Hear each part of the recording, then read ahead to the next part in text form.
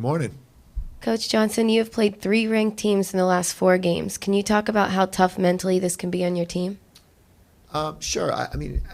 We've talked about this during our 7-game winning streak as well. That if you asked our players what's next game, they'll say, "Coach, biggest game of the season, biggest game of the season." So I think our kids do a really good job of looking at every single game and what do we need to do to prepare to be successful.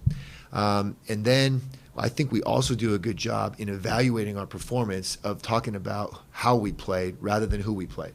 And simply because we're really successful against maybe a weaker opponent doesn't mean we played great. And just because we weren't successful against a really, really strong opponent doesn't mean that we played terrible. So I think we look at, what possessions could we have changed? What what things do we need to work on to get better?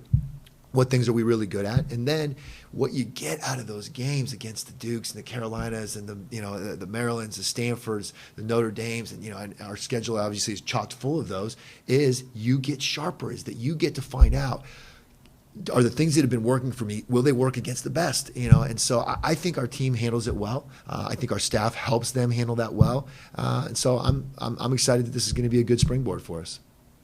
Kristen Doherty is not involved offensively in the last couple of games. Do you need her to score for the team to be successful? So Kristen Doherty does everything for us. And one of the things I tell Kristen is keep letting the game come to you, because she does so many things so well. For example, we'll use the Miami game as an example.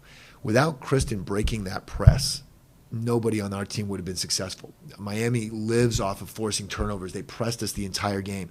And Kristen was truly masterful in her ability to set up her teammates, invite the pressure to come to her, beat the pressure with passes and dribbles, and set up her teammates. She has 4 assists, 1 turnover, and the 1 turnover was she actually just fell down. She really didn't even turn the ball over at all against the press, and then came up with huge baskets, made big free throws, got rebounds, and won us that game. Her body was so exhausted after that game.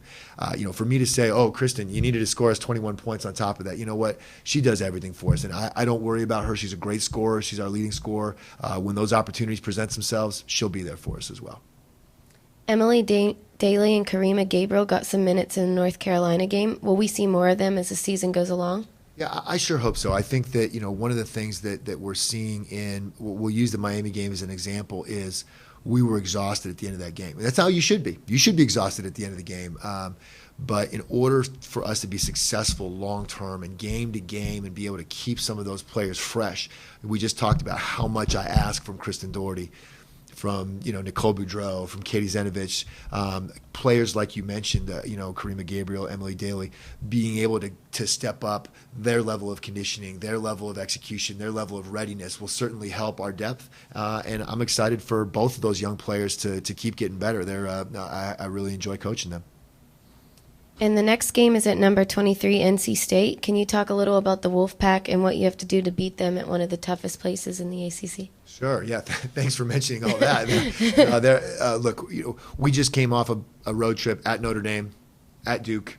We just played North Carolina at home. I don't think our kids are fazed at all by who we're playing, where we're playing. North Carolina State's good. They have a great inside game with Markeisha Gatling, who shoots nearly 70% from the field and is an excellent inside player. They have an extremely high assist-to-turnover ratio.